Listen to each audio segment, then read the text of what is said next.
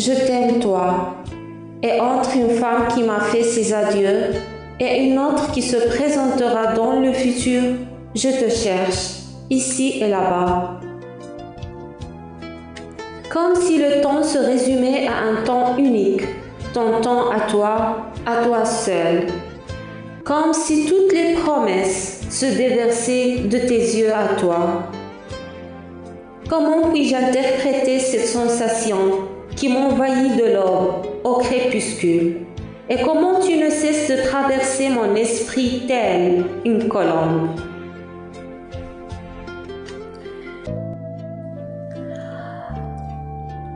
Alors que je me trouve en compagnie des plus belles dames, et entre deux promesses et deux femmes, et entre un train qui arrive et un autre qui part, il y a le temps de 5 minutes, durant lequel je t'invite à une tasse de thé avant le voyage.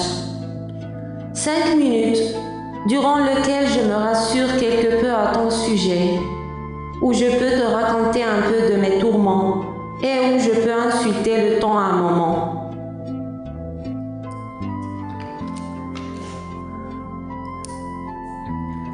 Il y a 5 minutes où tu épouserais ma vie juste un instant.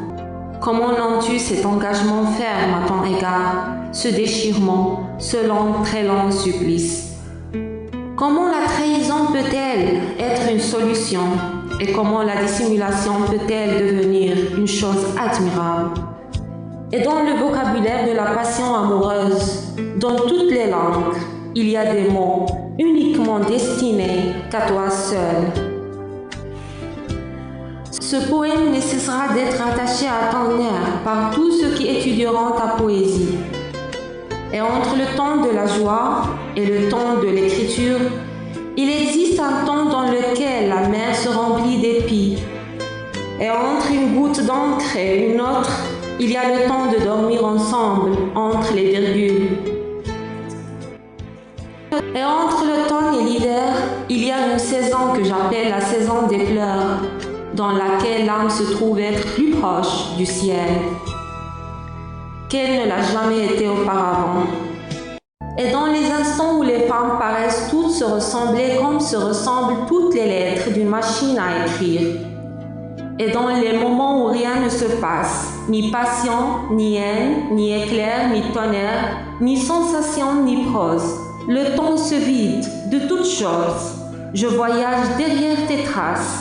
Je rentre dans chaque aéroport, je parcours tous les hôtels à ta recherche avec l'espoir de t'y trouver.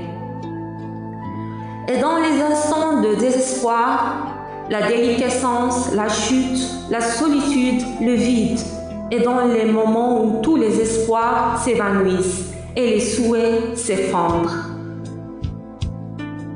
Et dans les moments de contradiction, où les amours de temps et l'amour lui-même marchent contre moi,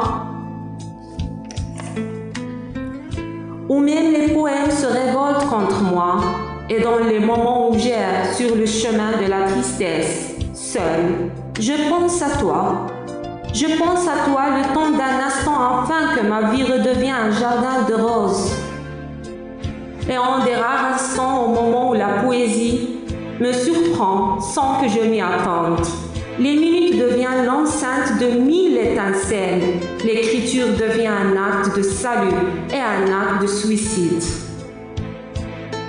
Tu prends ton envol comme un papillon entre les caillis et les doigts. Comment puis-je mener ce combat sur 2 fronts un demi-siècle durant? Comment puis-je disperser mon âme sur 2 continents? Comment puis-je aduler un autre que toi? Comment être en compagnie avec une autre que toi? Comment alors que tu circules dans les veines de mes bras? Et parmi les plus belles femmes de tous les pays et de toutes les couleurs, et entre les centaines de visages qui m'ont contenté et ceux qui m'ont contrarié, et entre une blessure que je recherche et une blessure qui me cherche, je pense à ton âge d'or, au temps des magnolias, au temps des chandeliers et au temps des encens.